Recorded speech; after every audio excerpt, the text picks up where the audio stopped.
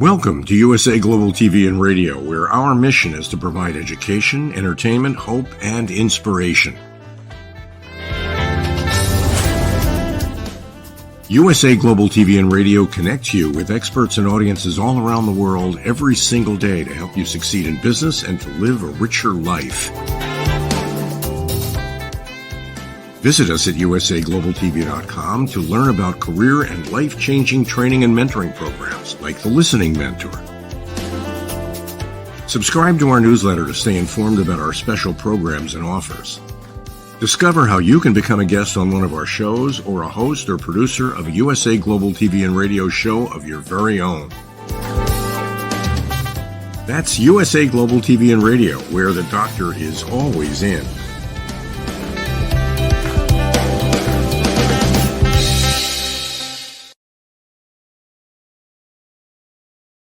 Hello and welcome to USA Global TV and Radio. This is the It's Your Healthy Lifestyle show hosted by the founder of this platform, Dr. Jacalyn Kerbeck, and myself, Roland Friedl.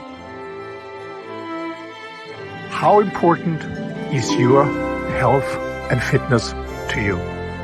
We show you how you can easily eat healthier every day,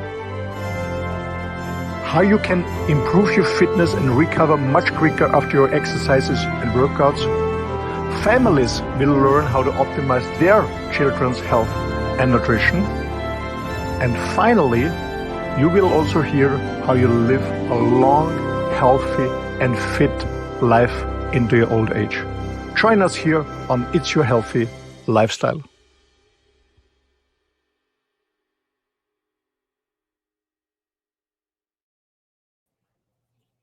Welcome to It's Your Healthy Lifestyle show here at USA Global TV and Radio. I'm Dr. Jacalyn Kerbeck, and it's an absolute pleasure to be with you today. This topic is near and dear to my heart, and so is this show. We're going to be talking about stepping into fitness, the power of daily walking. And this is something I truly believe in. I didn't for a long time. I thought you had to be out there power running and doing all kinds of sprints, but we're going to find out more from someone who is truly an expert in this area. He is the star and host of our show. His name is Mr. Roland Friedl.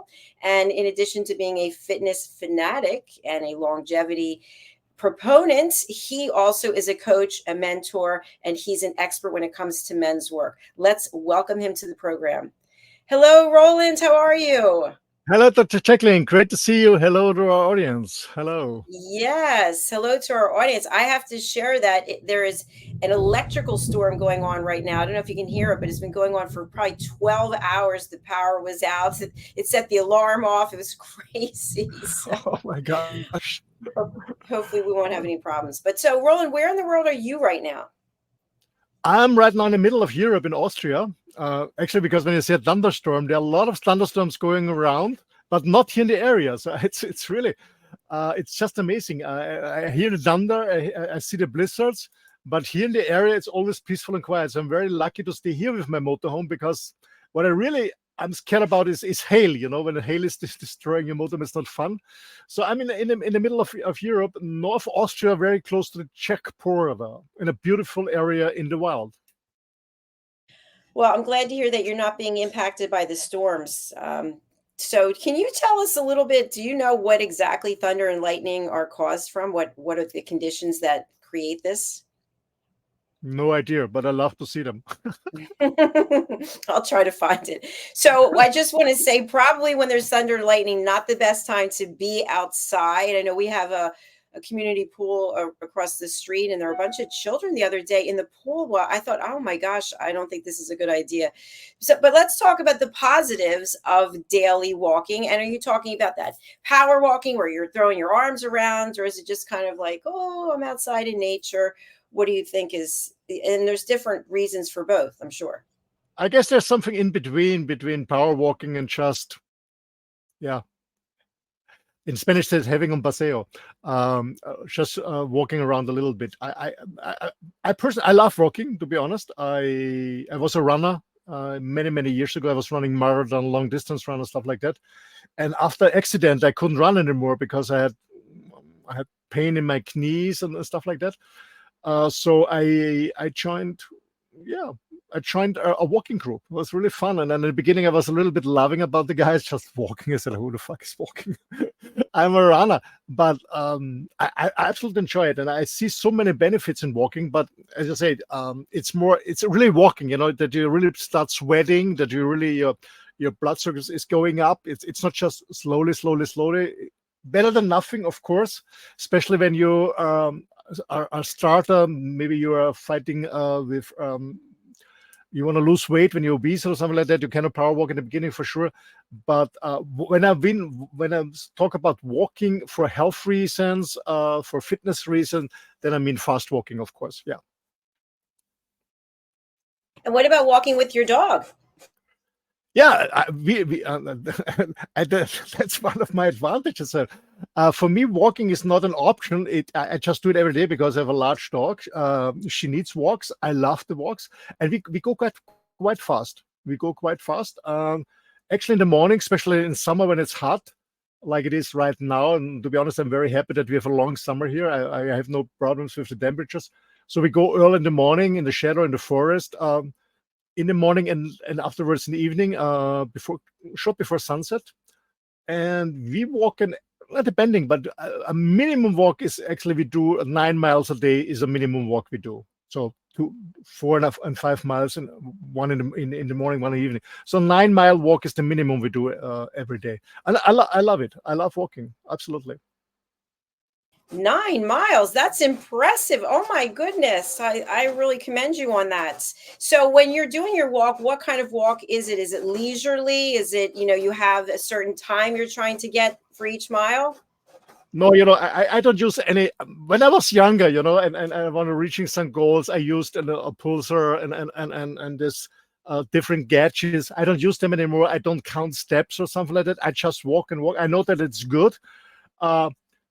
Sometimes I look on my smartphone because I don't use you know the reason why I don't use any clock, any wrist anymore. So sometimes when I have a business meeting early in the morning, a business call, of course I'm limited by time, but normally I just walk, and I just walk fast, really fast, because slow walking is not mine. Right now, because I'm helping my auntie out, and when we go together to the center of the village for shopping, so I carry her stuff. She was like, slowly. Said, I'm sorry, I'm used to walk very, very fast. I love it, and it's a very good exercise for me. Absolutely. I love to walk fast. I don't do Nordic walking anymore because with the dog I had before, it was easier because it was always on my side. But this little lady, this little girl, is just running left and right. And then when she's on the leash, it's a little bit complicated with your sticks that you don't fall over. So I don't do Nordic walking anymore with sticks. But I really love Nordic walking because you're even faster. You push your arms, and you can also use your arms and train your arms with Nordic walking. But I just walk fast. And I try to walk, if possible, hilly terrain, up and downs when it's possible. And yeah, I always walk, no matter where I am. And I think this is one of the benefits of walking. You don't need much gear. Good shoes is really good, but to be honest, I'm in the happy condition that I'm very healthy and fit, so I have a good muscle. I've not any problems with my joints or something like that. So I walk in flip-flops, 6-7 miles. I'm used to it. But if you're just a beginner, I would recommend really good shoes, running shoes or walking shoes, whatever, to support your joints, especially in the beginning. But you can do walking everywhere. It's easy. In the city, in the countryside, wherever you are, walking is everywhere as possible. In a park, just make some rounds, or in nature, in a forest, on a mountain, or around a lake or whatever. I love walking because you can do it anywhere, and it doesn't cost anything. It's very true. I have my little go-to, which is when the weather is bad, I go to the shopping center, which is quite large and indoors. And so I'll walk 2 miles inside and then maybe a mile outside if it clears up. So that's my second or third workout of the day, which is fun. So something else I wanted to just mention, walking, when you walk, I don't know if it's enough, how many minutes it is, or how this happens, but at least I start to go into this zone, and then I come up with really good creative ideas. That's how I came up with my Dr. Jacalyn business. And so I find that even though it's good for exercise, it's also good for channeling some thoughts and having some ideas come to your mind. Absolutely. Yeah, for me the same. So sometimes I plan my day or my week during I'm walking, but most of the time I really have creative ideas. Absolutely, yeah, when it's time. Yeah, and sometimes Roland, I try not to think. Sorry. I'm sorry. I was going to say, what are your thoughts about getting a standing desk so that you can be walking while you're working?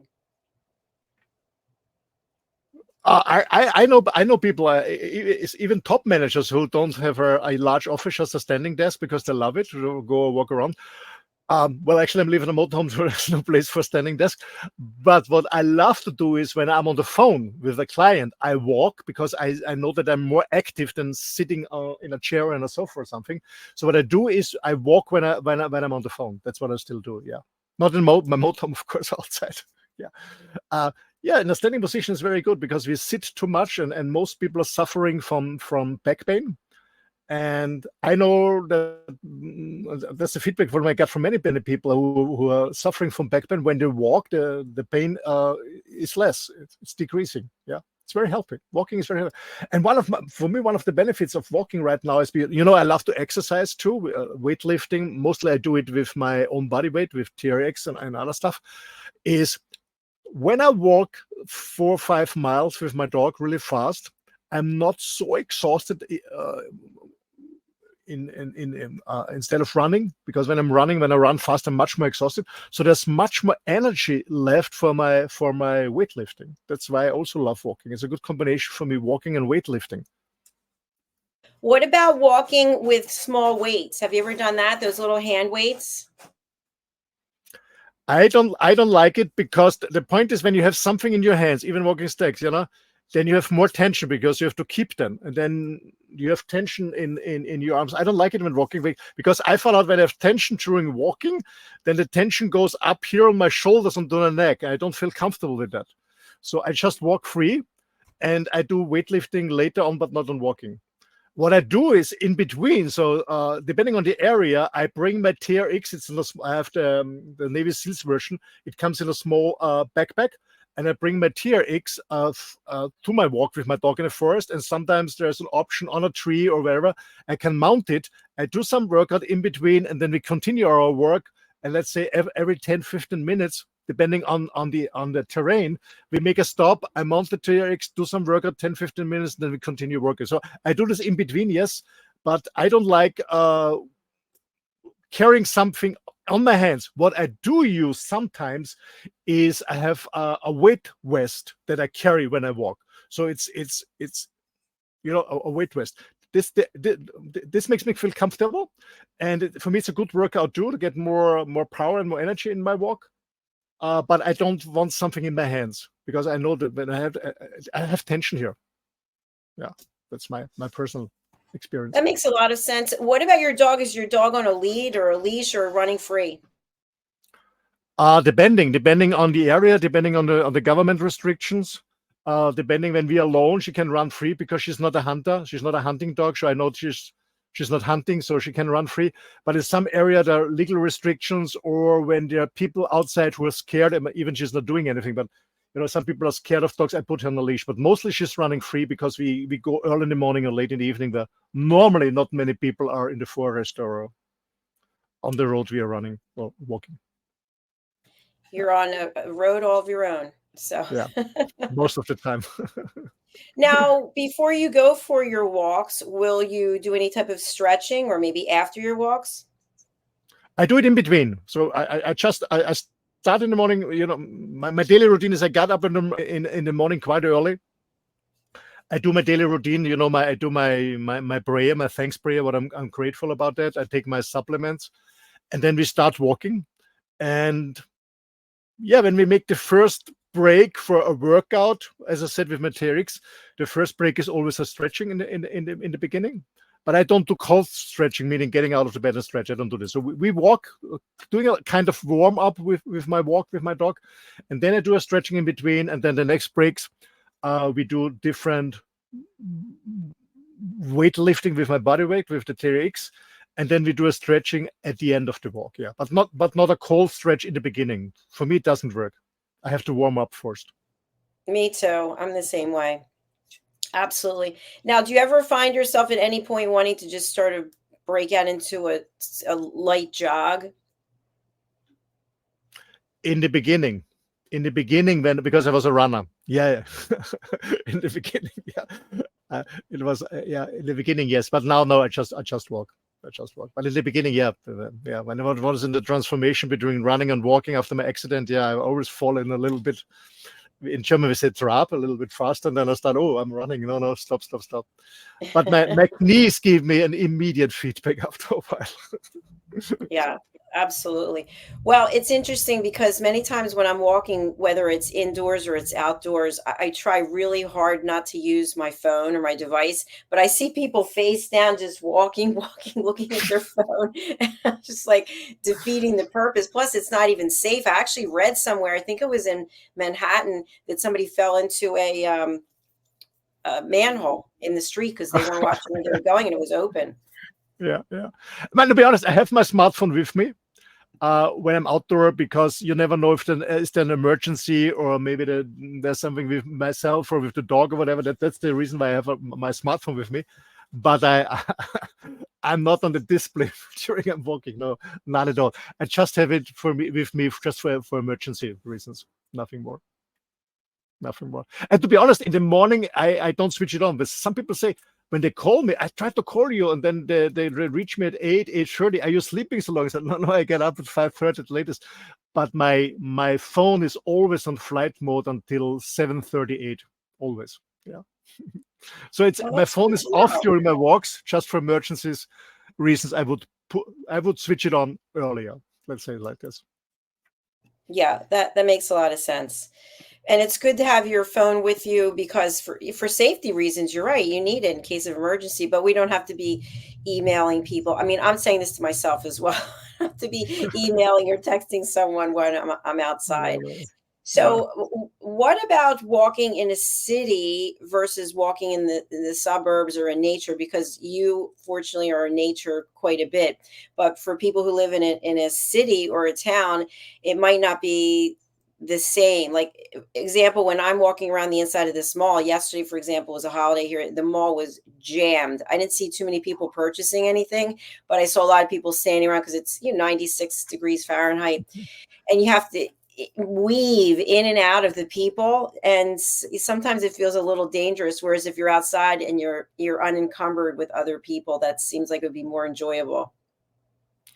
Well, I mean, of course, when you're in the countryside, for me, it's more fun in the countryside because, you don't have pollution, you don't have traffic, stuff like that.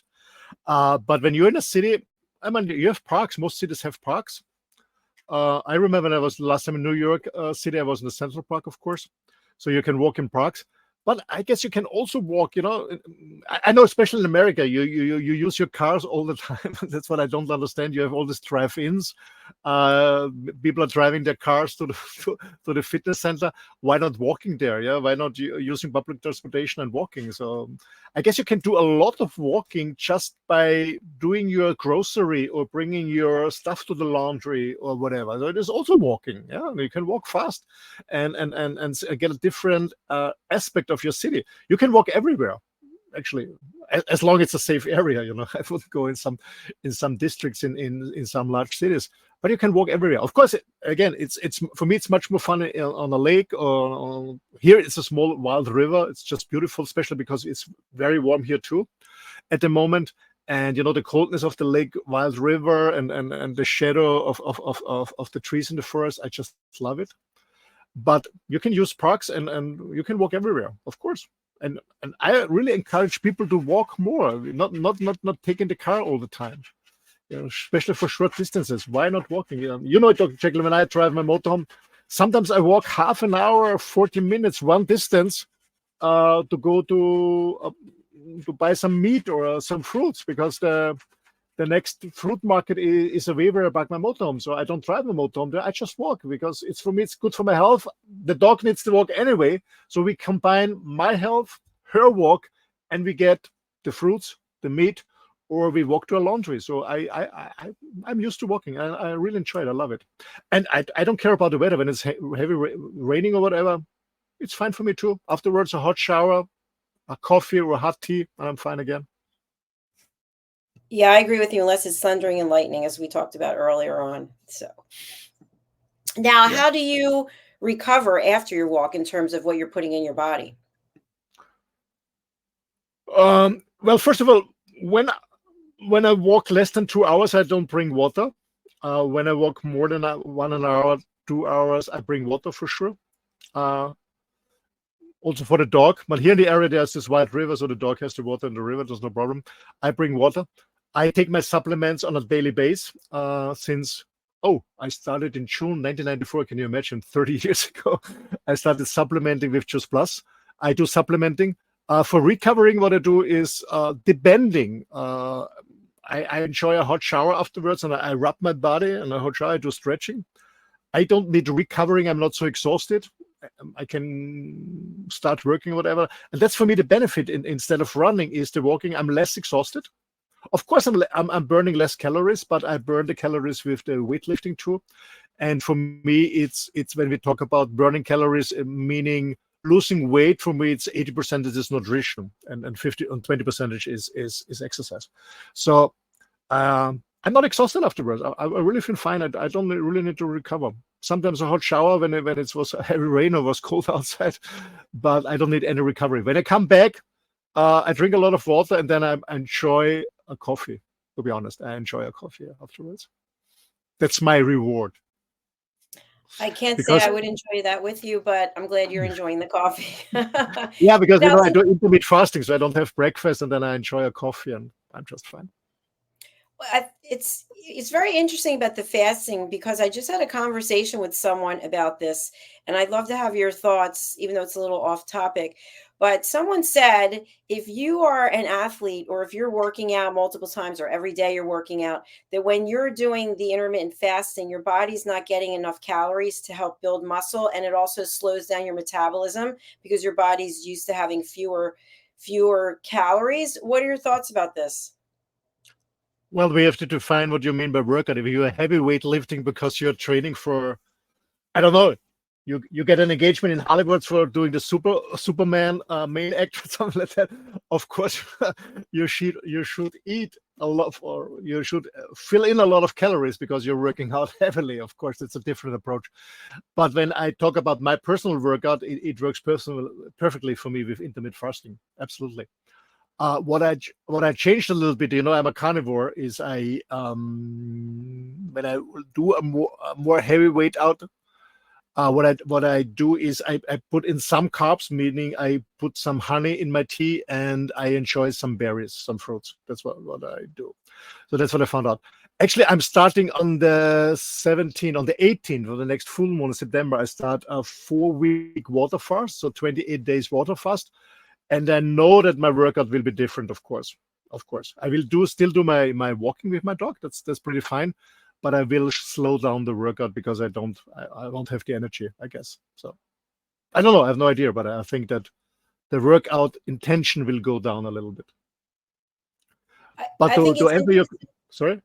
I think it's interesting what you shared, that if you're weight training for a Hollywood movie, like maybe I forget the movies that are out with the Hugh Jackman and the other guy, but if you're not a bodybuilder, so you're me, right, or you're basically saying that the intermittent fasting is a better route than eating small meals a day. Because I know a number of people who work out and lifting heavy weights, not for a Hollywood movie, and they're having 5 or 6 meals a day, meaning 2 shakes a day, 2 meals. And so I'm not sure if that's the best plan either. But for me, with ulcerative colitis in my history, I want to eat as few times as possible, because then your body's getting a chance to rest as opposed to working all the time. Yeah. I mean, I only have 2 meals a day. So for me, it fits in between this 6 to 8 hours break. So I do 6 into 8, 8 into 6, something like that. But I have no experience in having 5 or 6 portions intakes in 8 hours if it's working. No idea, to be honest. If intermittent fasting, maybe you do intermittent fasting 12-12 or 14 to 10 or something like that. can work. I have no experience in that, to be honest, because I only have 2 meals a day. I know you haven't reached your 60th decade yet, but I have also read information that when you're 60 or older, that intermittent fasting, I believe, I'm just saying, I think that I read this, that it's 12 hours is what's recommended as you get older. Okay, so in 9 days I'm 60. Enjoy, live it up. No, maybe there's a change. I have no idea, but for me, 16 to 8 is working. Something I do 18 to 6. I feel really good with that.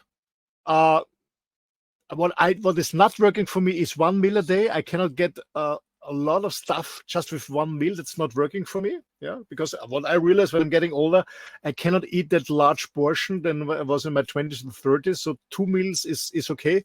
1 meal a day is not working for me because I cannot eat so much at one time. But maybe you're right. I will tell you the next 10 years if it's changing or not. I have no idea at the moment. Yeah, it's hard to say, but I noticed, I'm 61 now. I definitely noticed there's a major change in terms of my metabolism. So what I used to be able to work off doing what I was doing, it's not working anymore. So even with the intermittent fasting, it's almost just like at a standstill. So I'm at the point where I'm just accepting it. I'm just being grateful and accepting every day instead of constantly beating myself up and being tormented. Absolutely. Yeah, we have to enjoy every day. Absolutely. Yeah, for sure. Something I like to talk about also, because we're both advocates of Juice Plus. What are your thoughts about supplementation for people who are getting a lot of exercise versus people who aren't getting any exercise or really minimal exercise? Does it matter? Well, I strongly believe that I'm supplementing since 30 years, as I mentioned before, June 1994. We have to differentiate what kind of supplements. I think everybody has to supplement, no matter if somebody's doing sports or not. Supplementing meaning getting vitamins, minerals, phytochemicals, enzymes, and all the stuff. It doesn't matter if you do sports or not, but you need it because your body's producing free radicals. We know this just by breathing. We have much more stress in life, so stress is producing free radicals. The environment, pollution, toxic stuff in beauty products, in cleaning products, processed food, when you take medication and so on. So I think everybody needs a certain amount of supplement for everyone, just to not only to stay healthy, meaning not to get sick. For me, it's not only to avoid sickness, it's much more. I want to be healthy and fit. I want life to perform. For me, health is not that I'm not sick. For me, health is just I'm fit, I'm full, I live my full potential. That's what I mean. And for this reason, I supplement because I know that that's beneficial. When we talk about somebody who is doing a lot of sports, it makes sense, of course. They put a higher intake on supplements. That's one thing, and they will, in addition, supplement also protein by using protein shakes and other stuff.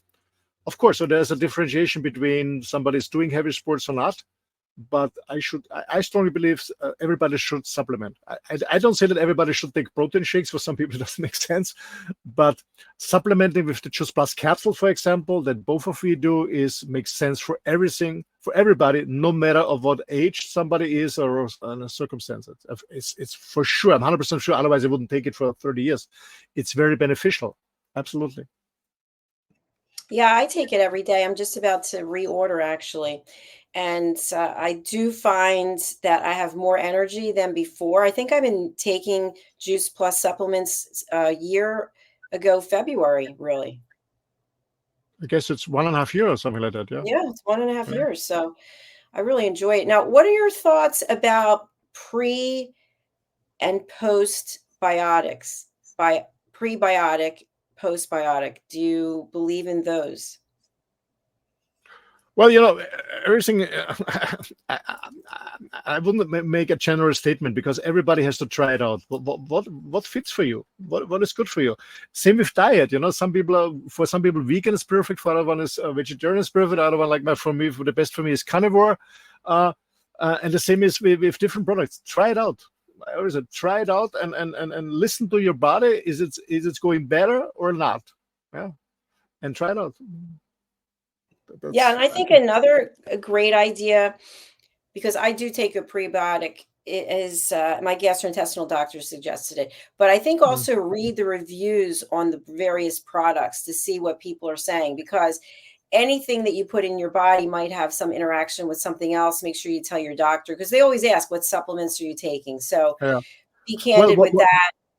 what I do is, when I do it, and I guess what I'm starting in September, when I do a very strong fasting, meaning really totally cleansing in just water and tea for 4 weeks, so the heavy fasting is, then before I start eating my meat again, I use probiotics. Yeah, to build up my I just don't know the English word, my bacteria, the right bacteria in my stomach. I use this. So when I do a heavy cleansing, so flushing out all the stuff, really a heavy one, then I use probiotics. Yeah, for sure. In the beginning, yes. And you said this is coming up in how many days or how many weeks are you doing it? I buy a package and then I use until it's empty. Oh, no, I'm sorry. The heavy water fasting. My water fast. I will start on the 17th, Tuesday the 17th, after my birthday. I will have a light meal, and on the 18th, with full moon, I start a 28-day water fast, a 4-week water fast. So meaning just water and tea, nothing else. And then I do on 18, on the 19th or 20th, I take some products to cleanse my body totally, and I stay with water and tea for 4 weeks. Yes. You've done this before? Yes, several times. What have you found? What have you found during this heavy water fasting? What are the stages that you go through? And is there a point where you're just almost ready to pass out? Well, for me, the most difficult day with hunger is the first day, because I love to eat. So the first day is hunger. It's really a challenge for me, the first day.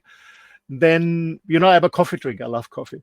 And then day 2, 3, sometimes 4, depending, I'm suffering a little bit because, the body doesn't get the caffeine and stuff like that. So I'm suffering a little bit. I feel like a diva. I'm even more, I'm a sensitive person, but even more sensitive. And after, so depending on day 4 or day 5, I really feel good. And then I'm just fine.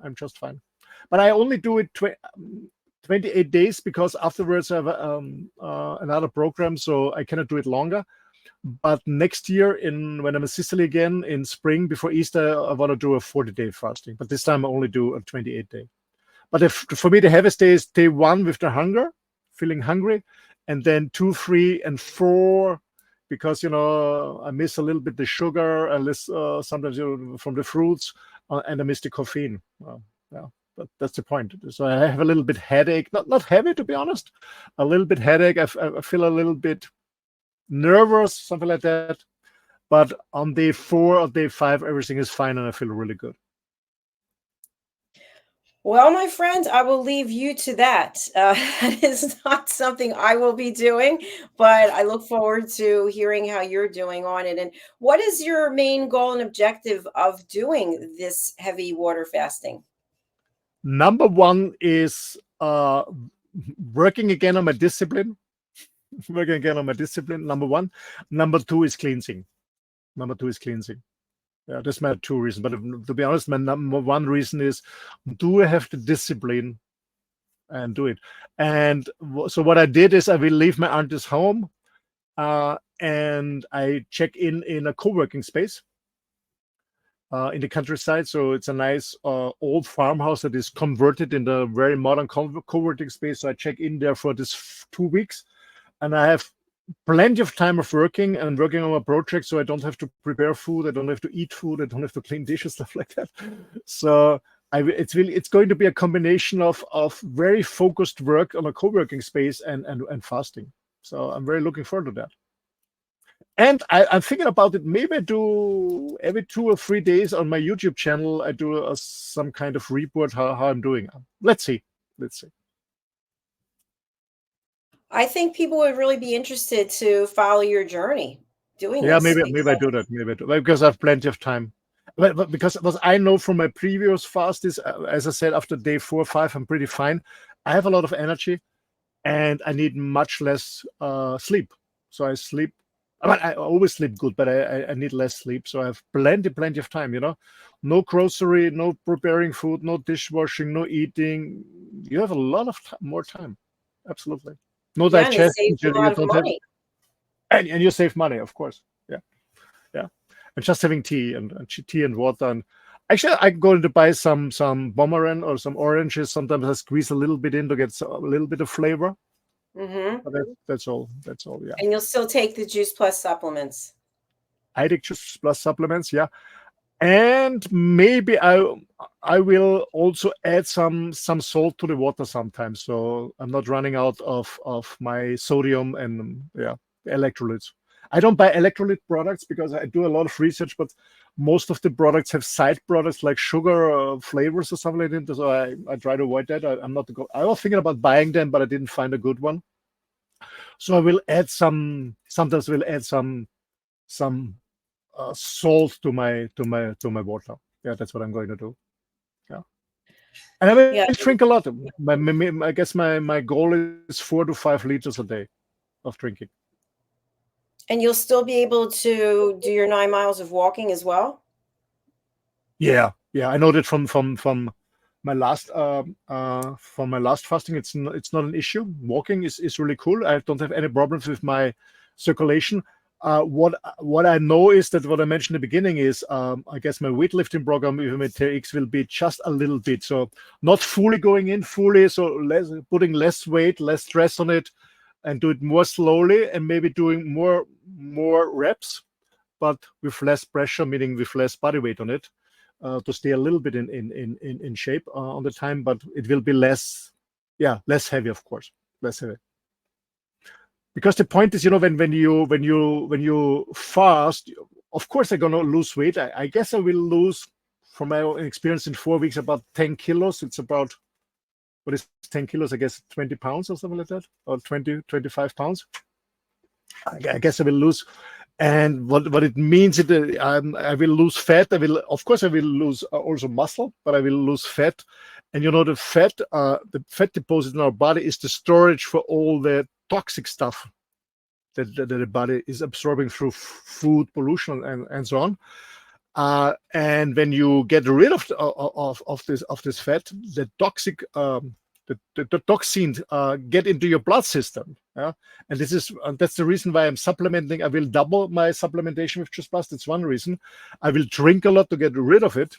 And I'm not doing heavy sports because it's very counterproductive when you have toxins in your blood system, because you're losing body fat and the toxins are free now.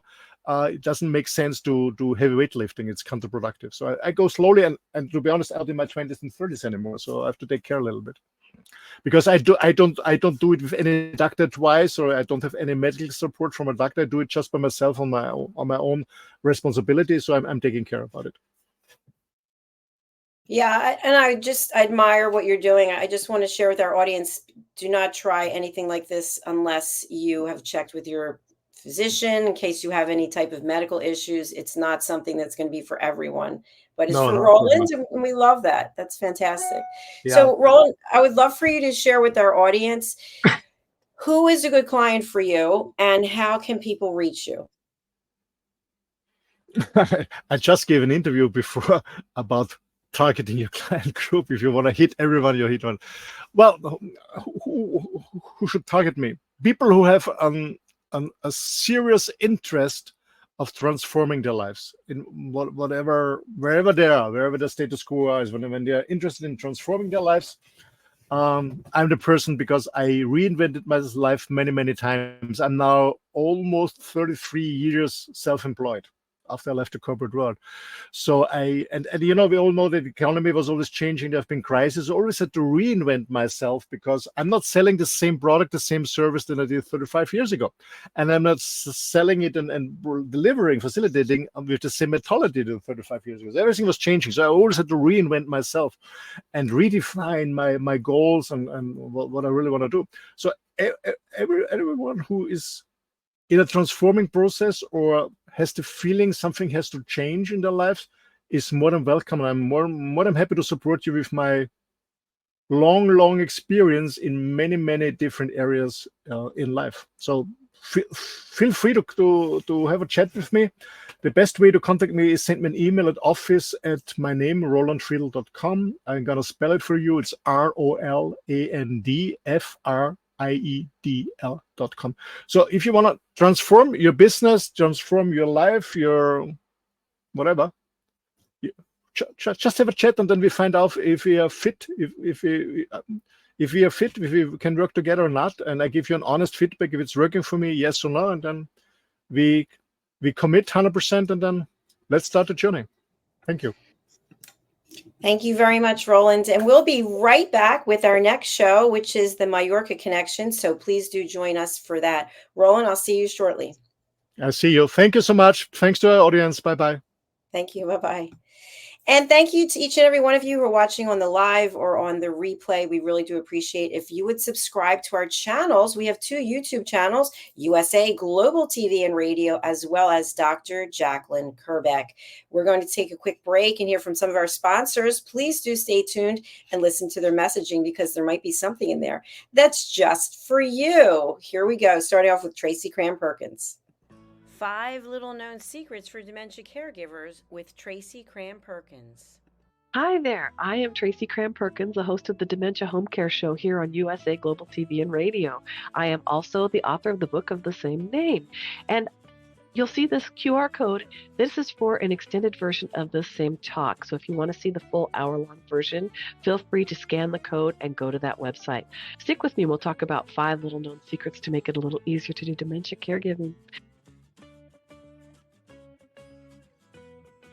What you're seeing on the left-hand side is a healthy aged brain, age 55 and above. The one you're seeing on the right is an Alzheimer's disease brain. It is in moderate disease. It is shrinking. It has holes in it. The memories that were in those holes no longer exist. When you're learning something, let's say in kindergarten, you learn how to tie your shoelace. Well, then by the time you're in 2nd grade, your brain remembers that information from tying the shoelace and applies it so you can learn more quickly how to tie more complex knots. So the brain is hardwired to do this for us. So it helps us learn faster, so it doesn't take us long to acquire knowledge. The brain is looking for the information, and they pick the closest to wherever that hole is. Let's look at some tips that we can use to help do that. These are 5 simple tools you can use as a dementia caregiver to help your loved one. The whiteboard is a useful tool in recording the day's activities and the answers to repetitive questions. The calendar clock is a very useful tool to orient your loved one on the day, the date, and the time, and remind them of upcoming appointments. The communication cards are a great tool to bridge the gap when they can no longer tell you what's wrong. And then there's the pill minder for when your loved one is still able to take pills but needs prompting. The final tool I want to share with you is the memory book. It tells your loved one's story. It's a great tool for distraction, redirection, also as a conversation starter, and telling you where they are in their story so you know how to answer their questions. Music is probably the most powerful tool in your toolbox after laughter. Music is a way to maintain connection. It sticks with your brain longer than any other thing, including reading. When you're having an issue with somebody, you can play their favorite music if you move them to another room, something that makes them happy, or you can start singing songs together from their childhood. These are some of my favorite books for caregivers. My show airs on the 3rd Tuesday of every month, and you can view past episodes on YouTube. Thank you, everyone. This program has been brought to you in part by Tracy Cram-Perkins. Connect with her and order her book at tracycramperkins.com.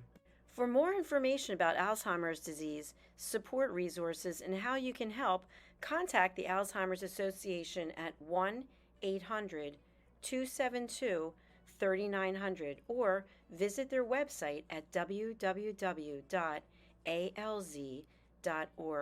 They offer 24/7 helpline support and a wealth of information to assist you and your loved ones.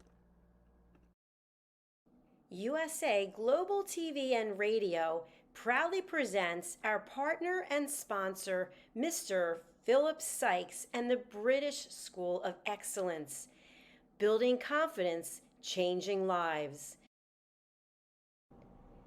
And now, proudly presenting the Polished Professional. On a transformative journey with the British School of Excellence's comprehensive suite of masterclasses, crafted to elevate your professional and personal life. 8 outstanding modules will elevate you to the next level. Module 1, Exploring Life's Purpose, delves into the depths of self-discovery, guiding you to chart your unique path to fulfillment and success. Module 2, Mastering Professional Presence and Confidence. This masterclass is a deep dive into the art of self-assurance and commanding presence, which is essential for standing out in today's competitive landscape. Module 3, Learn the Secrets of Visual Impact, how to curate a personal style that amplifies your professional brand. Module 4, Mastering Professional Etiquette and Communication Excellence, navigating the nuances of corporate interaction with grace and tact. Module 5, Elegance in Eloquence. We impart powerful techniques to captivate and persuade any audience with your oratory skills. Module 6, Unlock the potential of your emotional intelligence, EQ, and harness the ability to connect, empathize, and lead with emotional savvy. Module 7, Mastering DISC, building a gateway to understanding behavioral styles, fostering better personal and professional relationships. Module 8, Mastery in Dining Etiquette, building your confidence to perfect the subtleties of dining with finesse, enhancing your social savviness at any table. Step into the Polished Professional program where poise, elegance, and excellence aren't just taught, they're instilled for life. Join us to redefine your potential and polish your professional edge. To learn more, go to thebritishschoolofexcellence.com. The British School of Excellence are investors in people. Let us invest in you.